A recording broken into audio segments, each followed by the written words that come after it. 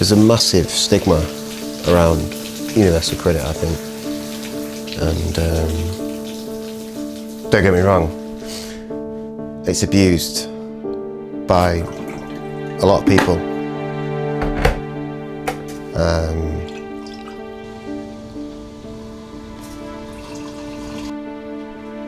I don't believe that I was ever one of them people. I've been quite nervous about sharing this, to be fair. Just out of judgment, really. So basically, how I ended up at Universal Credit. Yeah, I was bricklaying for Johnny Costian, and we were doing 2 bungalows just around the corner from where I live now, and around the corner from where Freddie's mum lives. And they obviously came to an end, as all house builds do. And then Johnny said to me, the next lot of work, you know, it's a bit of a travel, and I'm not gonna be able to pick you up because I don't drive still.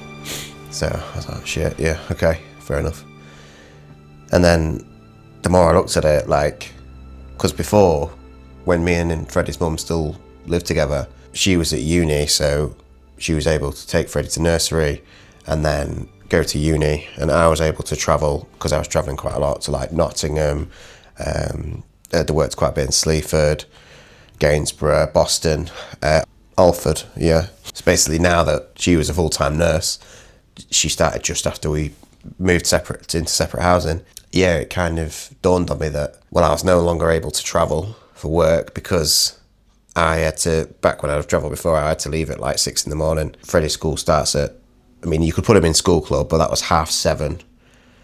And then by the time I got to the train station, you're talking 8 o'clock, 10 to 8. Train's not till 8:30.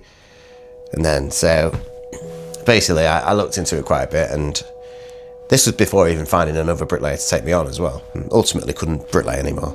I thought, right, let's go speak to Universal Credit, because a few people had mentioned it, for close friends and family, they help you get into work and stuff like that. And I was like, right, okay, so I'll do that. So I go to Universal Credit, and then my first appointment's with a guy called Jeff.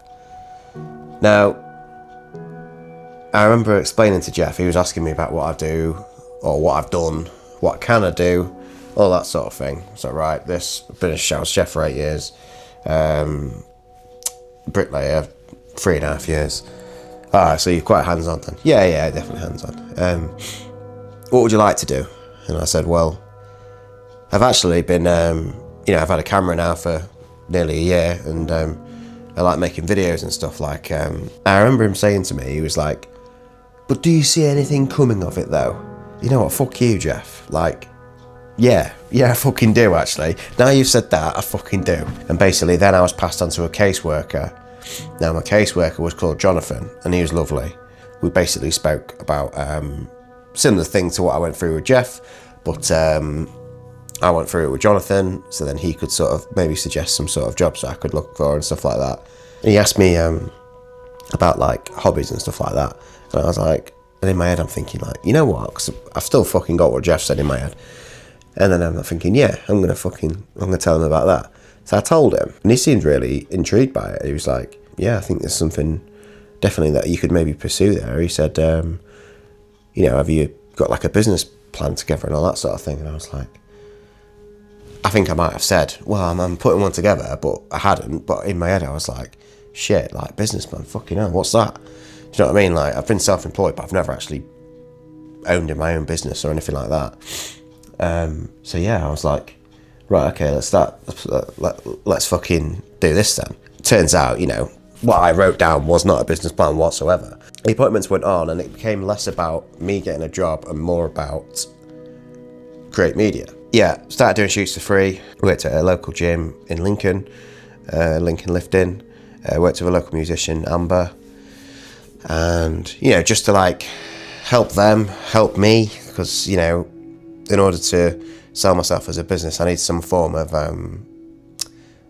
some proof that I can actually do what I'm saying I'm going to do, basically. As time went on, I started to realise how much my time was worth, and the money side of it came a bit more apparent to me, and what is right and what is wrong. I was lucky enough to go down to London, a bit of content for a company down there, which the job itself was fun, and delivering the content in the end, it was an accomplishment for me. Although they never actually ended up paying me, which, you know, lesson learned on my part. But no, it was a good experience, minus the not getting paid part.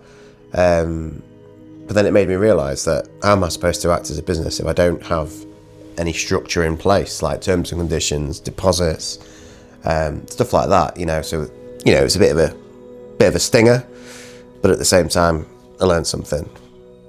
Another thing that happened at the same time is I was approached by Darren Acott at Acott Studios, who's turned out to be, you know, like a really good friend actually. I've never met the guy, but we speak all the time, even, you know, not about work and stuff. And I ended up a bit of an editing retainer for him, X amount for X amount of videos over the month. And then it was a massive help in, well, it was half my rent. It covered half my rent, basically. Fucking hell, like, I just need to close 1 or 2 clients as well at my own price, you know, a month, and then I can cover my bills. Fucking hell, this could actually be something. Do you know what I mean? Like, none of this would have happened.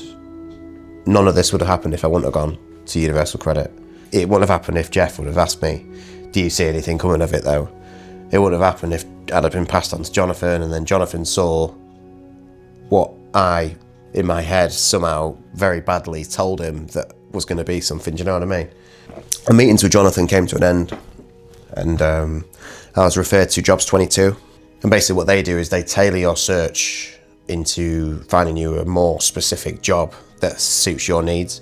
If you're if you're employed sort of thing. If you're self-employed, they refer you to someone else called Momentic.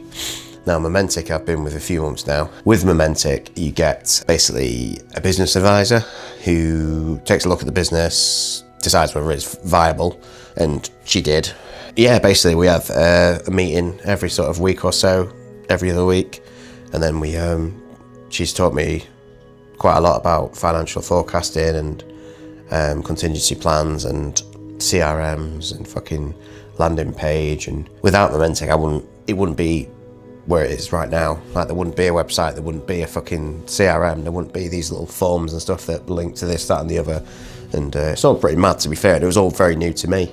Now, obviously I've got a son, Freddie, and I'll do whatever it takes in order to make ends meet and get the bills paid and stuff like that. So, and I've got support from like family and my girlfriend and friends and stuff. So yeah, but it's I hope this has made sense and I have not just waffled on, but I think I've covered everything. But yeah, I hope you don't feel different about me. I did what I did because, well, I saw an opportunity and to do something that I really want to do, and it's not paid off, but it has paid off at the same time. Like, you know, I can turn around tomorrow and, I don't know, speak to one of the restaurants, local restaurants, say, look, I'll do you 3 days a week. I can still run Create Media, doing 3 days a week as a chef. Yeah, it'll change it'll change my commitments with Freddie's mum, but if that's what it comes down to, then that's what I'll have to do. Thanks for watching episode 2. Sorry if I've rambled on a bit. New episode each Friday. So yeah, I'll see you next Friday.